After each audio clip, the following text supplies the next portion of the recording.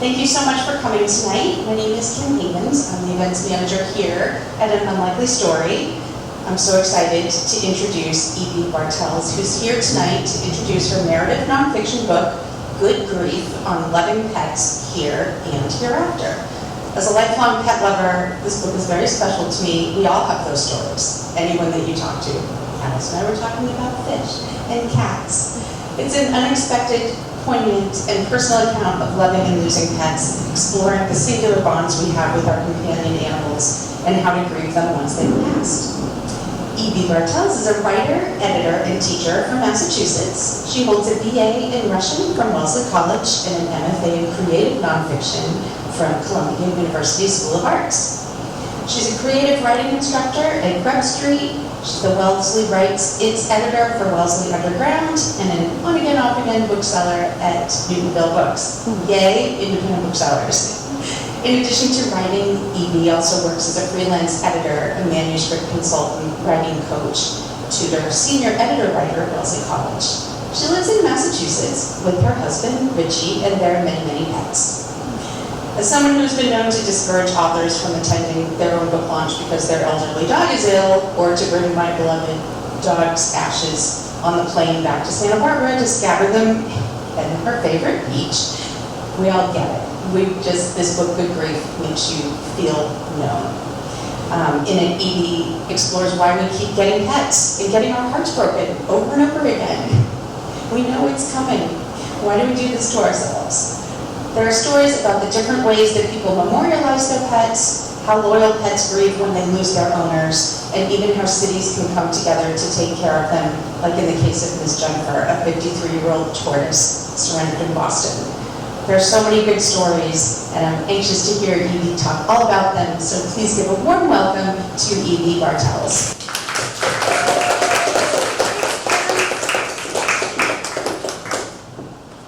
Thank you so much, Kim, and everyone at An Unlikely Story. As a former bookseller, I have heard a lot about this store, and so I'm really honored to get to read from Good Grief here and answer all of your questions. A couple things I wanted to say right away. Like Kim said, we all have so many pet stories. I have more that could fit in this book. Actually, the first draft of this book was almost twice as long, and my editor very gently told me that I should rein it in.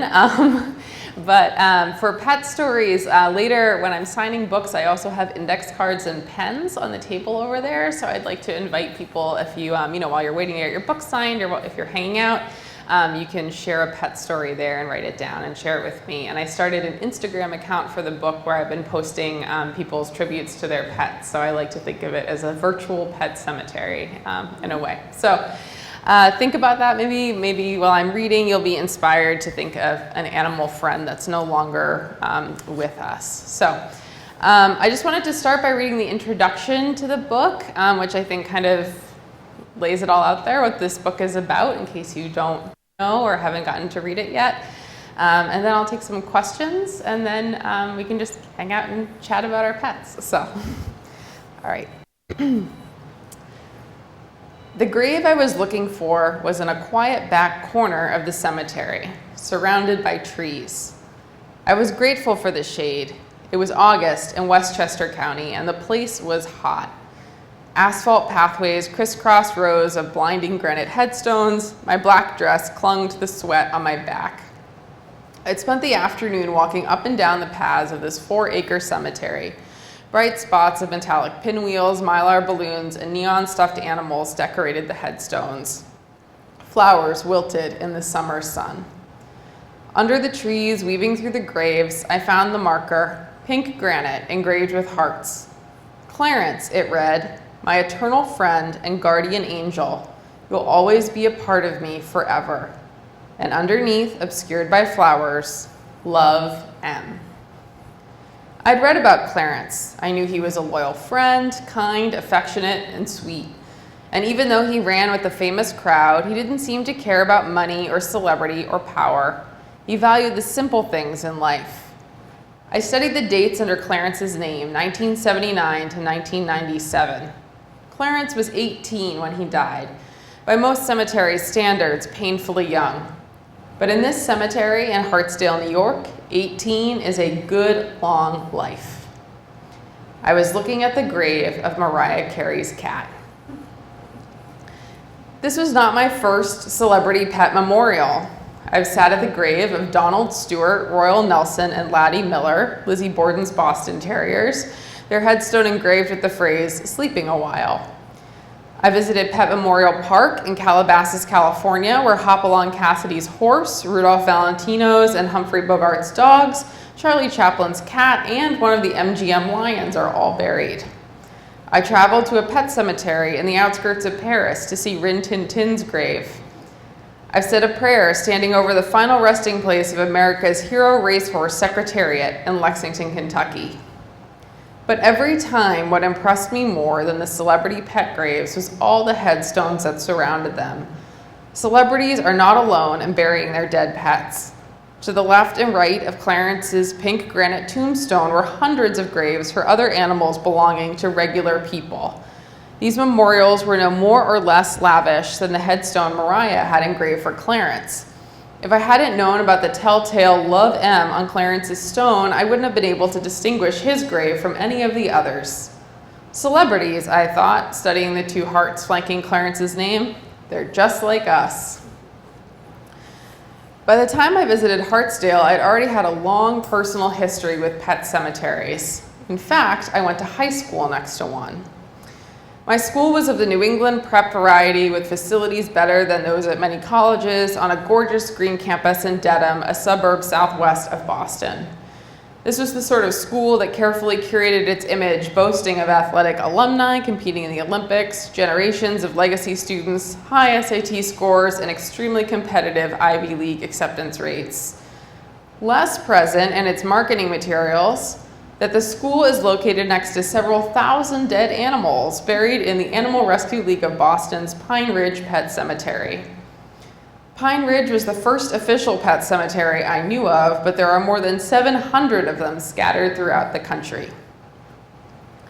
By the time I was 14 and first saw Pine Ridge, I'd already loved and lost many companion animals. I also loved to read, and frankly, young adult literature is full of dead pets. I remember that awful dread as the number of pages shrank in each new animal book I read, writes Helen MacDonald in her memoir, H is for Hawk. I knew what would happen, and it happened every time. What happens in Old Yeller? The dog dies. And where the red fern grows, 2 dogs die. The red pony? The pony dies. Tales of a 4th grade nothing? The turtle dies. I could go on. When we open our hearts to animals, death is the inevitable price. Jake Maynard, in his essay Rattled, The Recklessness of Loving a Dog, writes that loving an animal is mortgaging future heartbreak against a decade or so of camaraderie.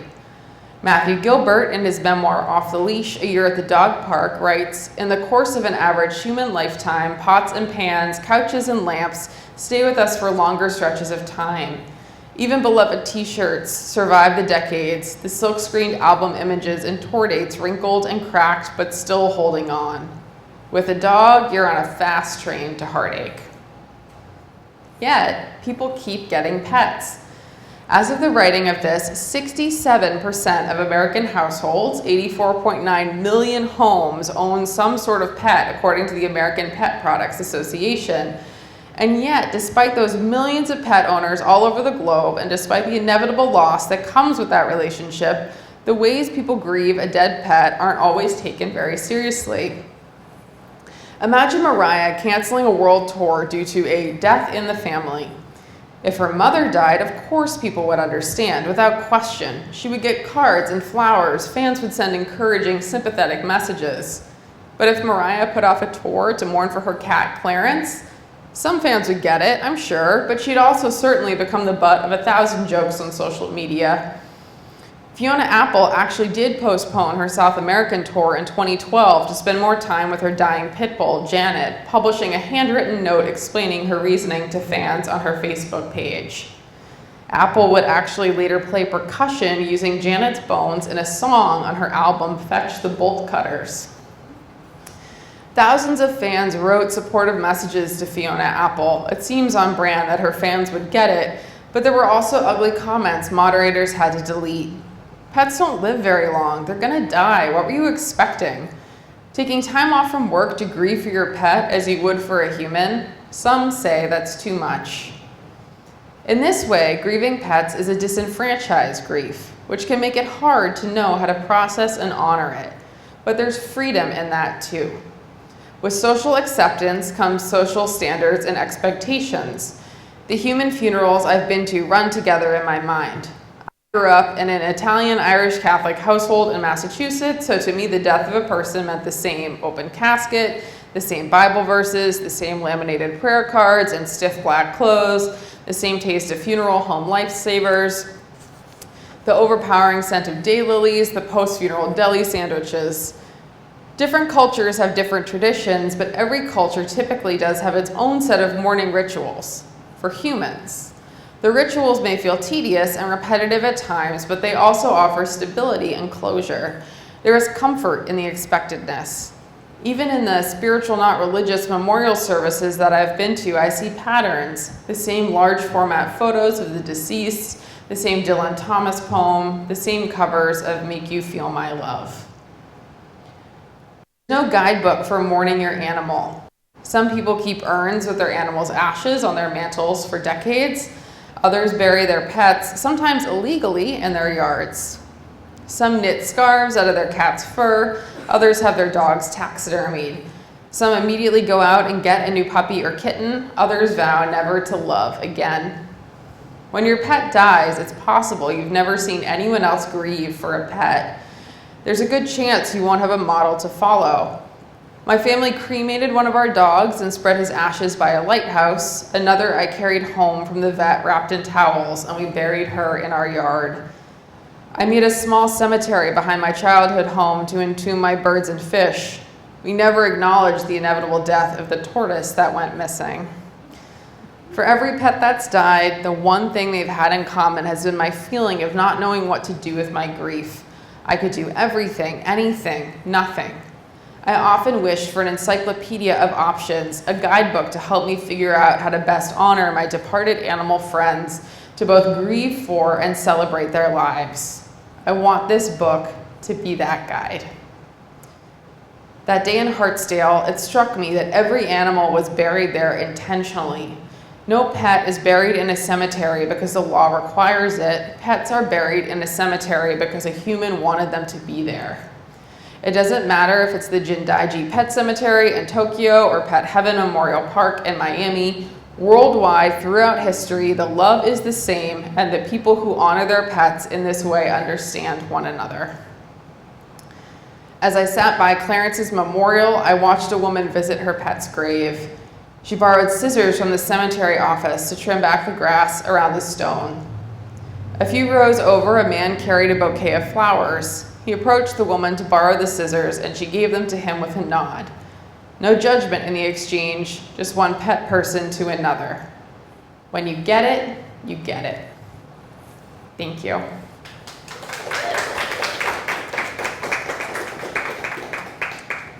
So if anyone has any questions, I'm happy to answer anything you'd like to know about the book. Should I stay here? Should I have a seat? Is there a protocol? Okay. All right. Okay. I'll go sit. Maybe I'll look more casual, and then you'll feel. All right. Any questions? I have a question. Go ahead. What's the most interesting thing in your research that you discovered? Because there's the mummified, currently people mummify their pets. Yeah. I mean, it's hard because, so I started working on this book in fall 2012, honestly. That was like the very first glimmer of the idea. I was writing the personal pet stories first, and then I brought one of them into my MFA workshop. My friends read them, and she was like, this is great, but it'd be great if you could like sprinkle in some facts about like other cool things people have done, like to remember their pets. And I was like, oh yeah, that'll be fun, like throw a few trivia facts in, basically. And I kind of put it away, and in 2014, I moved back up here from New York, and I was going through my papers, and I was like, oh, that was a great idea Laura had, and so I started to do research, and then I just lost 8 years basically doing research. So it's hard because at a certain point I was so deep in doing the research that I kind of lost the ability to tell what was interesting in general and what was just interesting to me because I was so deeply invested in this topic. But it's great. Editors are amazing people, so it was really helpful when my editor would kind of say okay, you don't have to list every single time there was a famous horse funeral. Pick one or two maybe. But so some of my favorite facts that did make it into the book, I did love learning that there is a modern group, a contemporary group that will mummify your pet. So if you're interested in having that option for your animal, they're in Salt Lake City, Utah. And it's actually, I think, really touching the way there's a great documentary actually called Forever. It's F-U-R, ever, by Amy Finkel. And she was able to film them while they were doing some mummification. And it's, I think, really beautiful and touching the care they give to your pet's body as they're mummifying it. So that was a really cool thing to learn about. And I really loved, I did 2 interviews with taxidermists, and I had just always sort of assumed taxidermy was full deer mount kind of preservation.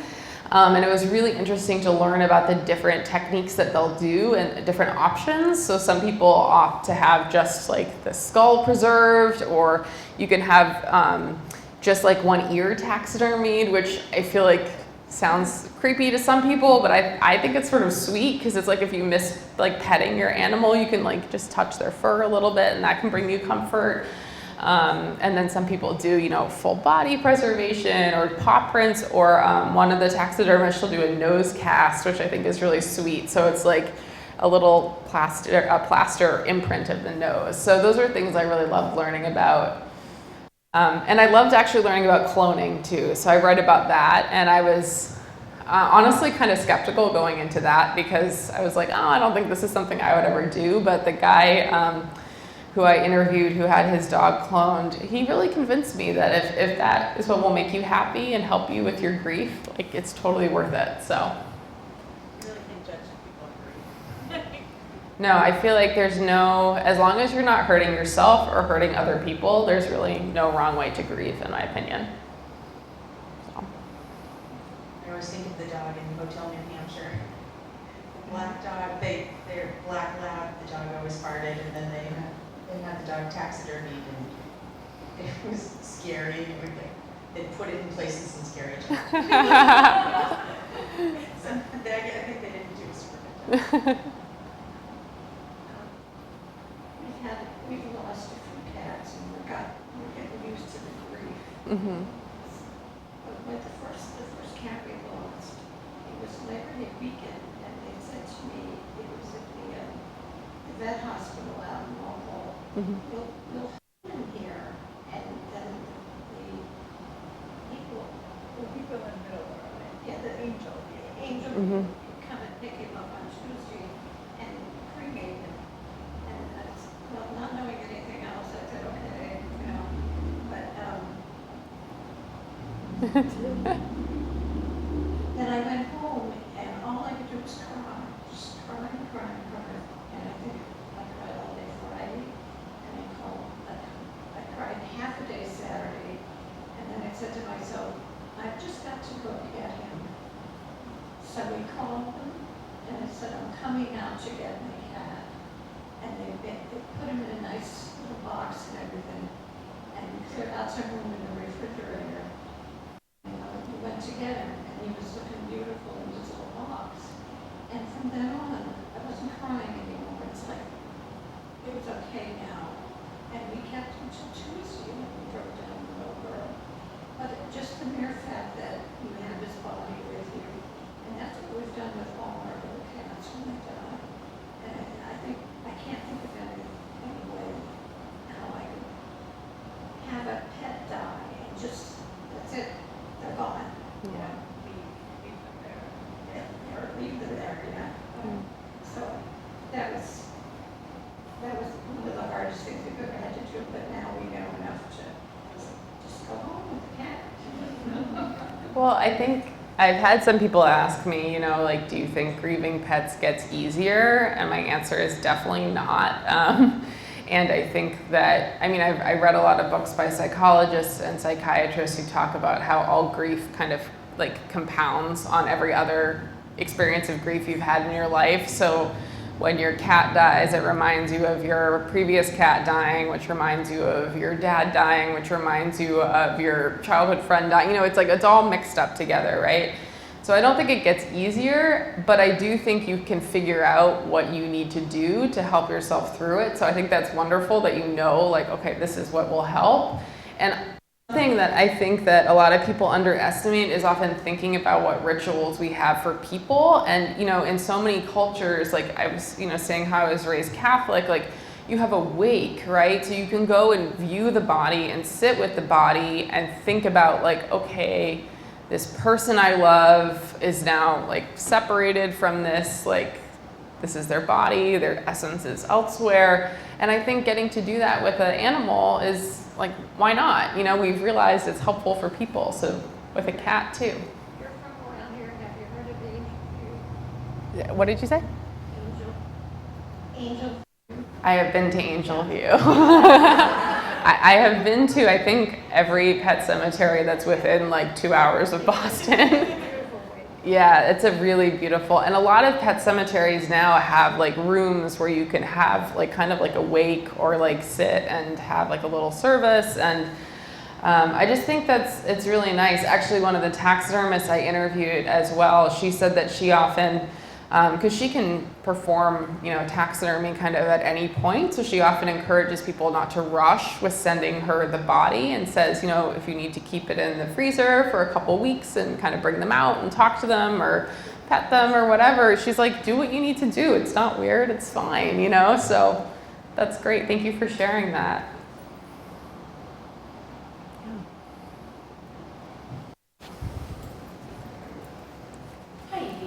Hey, Liz. You talked a little bit about how freeing it is to have like different, there's no set way. Did you leave thinking that, or do you feel like there should be some sort of, you know, 3 days off or like, you know, grieving time for pets established in some like structural way, or do you kind of like that there is nothing? Well, so yes and no, I guess. So I really love that there's no one uniform like grieving process, because I sometimes think that when a human dies, people are quick to default to whatever religion they were raised in does, or like this is what, I don't know, my culture does. And sometimes, like, I've definitely been to funerals where I've been like, I don't think this person ever went to church, but here we are, and it's weird and it doesn't feel like right for them. So I feel like with animals, because there's no like standard, people actually do what is exactly right for them, for their pet. So I kind of wish like we were more free with how we mourn people. But at the same time, I do wish it was more like societally accepted, because I've heard such a range of stories when people like talk about wanting to take time off from work. So when my dog Gus died, I was a first year in college.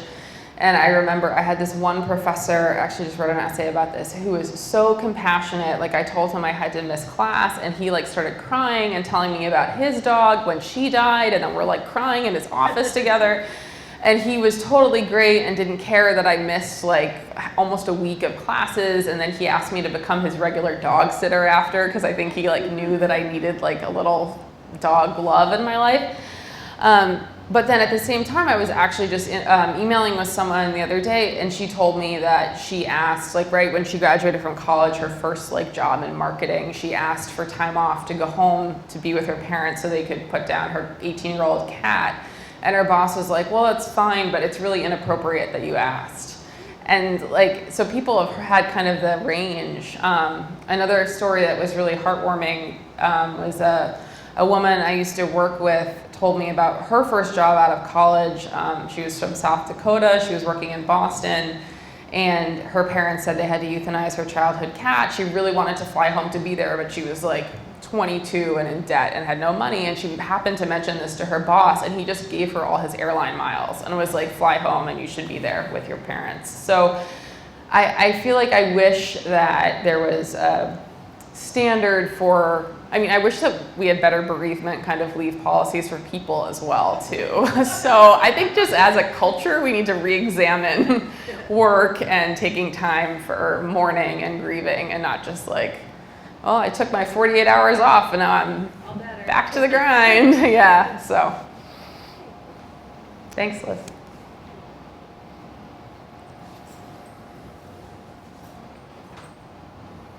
Hi.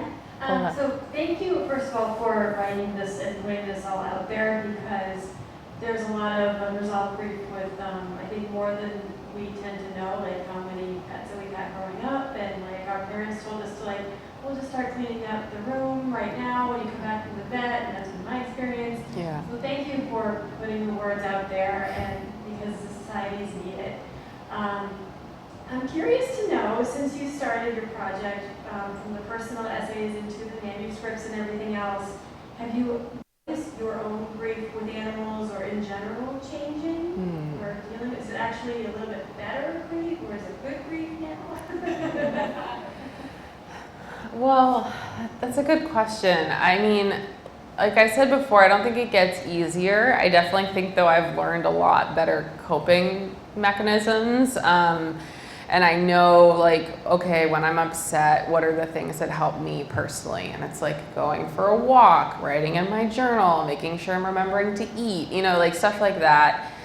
And I think, though, in some ways, like, full disclosure, this was a really hard book to be editing in the middle of COVID, because I was just really sad, and like I was doing the first major overhaul edits in spring 2020, and I was like, I'm never gonna see my family again, everyone I love is gonna die. Like, I was just in a very dark place.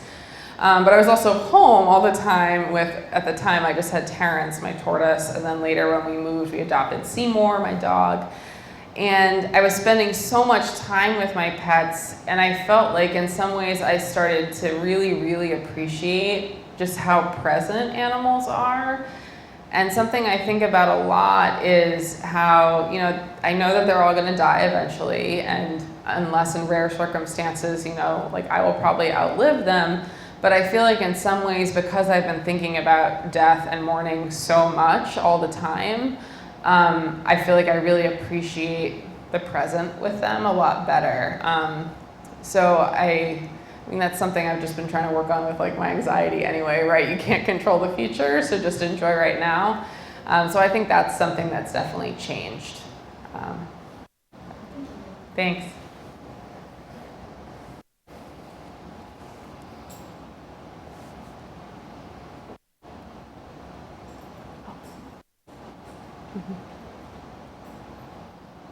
I just wanted to share this. It's not meant to be unkind, but when I met my husband, I had a cat, and he had never had a pet before. So what had happened was she eventually got old, and we knew that she was going to die. And my husband was pretty devastated about the fact that she was declining. And he tried to do everything he could, and you get into quality of life issues after a while, just like you do with people.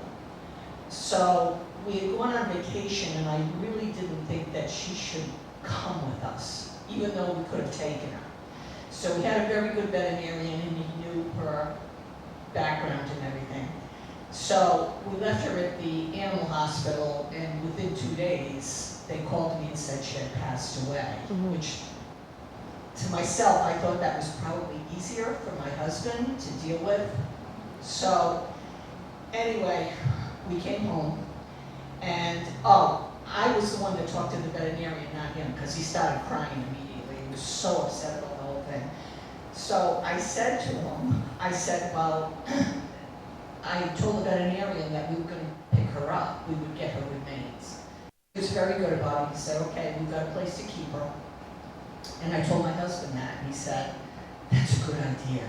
Like he had never thought of it. So we get home, and I go to get her, and he didn't say anything to me about this, but he made a casket for her. But the casket that he made was like if a person had been lying in it. So when I got I don't mean to make light of this, but I see laughter. But when I picked her up, when they had put her in the freezer, they curled her up so that she looked peaceful. So I brought her home, and there's this casket there. And I said, the box. And I said, well, what is this? And he said, oh, that's the casket for Kate. I said, well, Bob, she's not going to fit in there. He said, what do you mean? He said, are you sure it's her? I said, yeah, it's her. Trust me, I opened the bag of the blanket and I looked. So I said, but she's not going to fit in there because she's curled up and she's frozen. So he said, I'll make a new one. So within an hour, there was another casket, and she fit in there and put the blankets and everything, and he had to bury her. He said, I can't do this with you. But anyway, that was a story about that. It's sort of funny, but it's part of this whole thing about how we deal with death and how you have to perceive it. I mean, but anyway, he was pretty traumatized by it. It took a long time before we could get another pet. So, but I wanted to share that because these things do happen. So. Well, first, I think if you've read the book, a lot of people have told me they actually think it's pretty funny at times because I think death is pretty absurd in a lot of ways. And I think that, to me, it's sort of inherently funny, the whole idea of owning pets, right? It's like no one's forcing you to have this cat and then you fall in love with this cat and it's gonna die. Like, why? Like, you could just not have a cat and save yourself that trouble.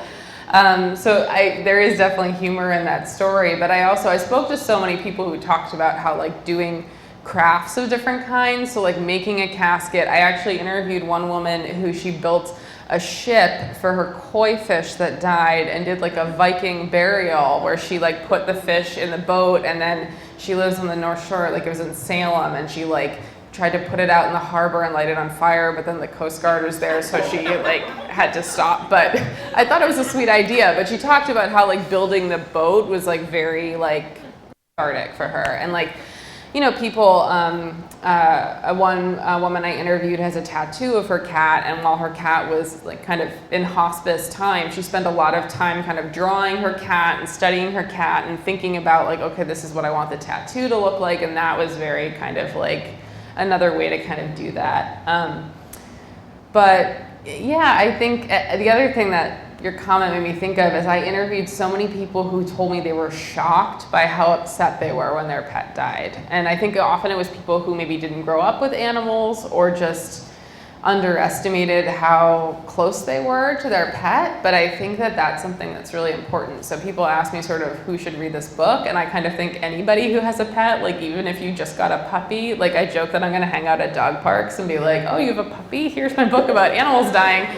But like, I think it's important to think about and be like, kind of help prepare yourself that like this could really be a loss that really hurts, which I think a lot of people are like, oh, I'll get over it, I'll be fine. And they're shocked by how awful they feel. So thank you for sharing that.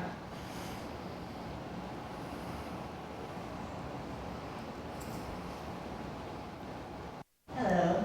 Hey, Lauren. We were talking earlier about research that made it into the book that you really liked learning, so the stuff about taxidermy and things, but I know because you did so much research, I'm curious what your favorite things you learned that didn't make it into the book but still like live in your brain and you like thinking about. Well, I interviewed like, I think like well over 100 different pet owners probably about their stories, and so I think about a lot of those all the time, and I had to cut some because in some ways it was getting a lot, like it was very heavy to have so many stories. And in terms of other research, things I think about a lot is I did a lot more research on sort of celebrity pets. I ended up focusing the chapter that's on celebrity animals in the book. It really kind of centers on racehorses because my grandfather loves racehorses. We went on this trip to Kentucky together, and I was thinking a lot about animals that like lots of people grow to know and love. But I did a lot of research on famous Instagram pets that died or like Facebook pets that died, and I love all that stuff. And one thing that I did research that was another personal story was when I was living in Cambridge, there was a little Yorkie that sat in the first floor window of an apartment building on Mass Ave, kind of like right on my walk to and from Porter Square. And she had a sign in the window that was like, follow me on Instagram, Mass Ave Lola. And I realized like everyone in my neighborhood was obsessed with this dog. So I had written a whole thing about her, and it didn't make it into the book because it was sort of like repetitive with other stuff, but I just published an essay that was about Mass Ave Lola. So I like that the stuff that did get cut, I've been turning it into sort of standalone essays that I think still pay tribute to those things. I also wrote an essay about pet composting, which I had like dipped into a little bit when I was writing the book, but I was excited to know more. So that was just published on Slate if you want to read about how to have your pet composted. So, yeah.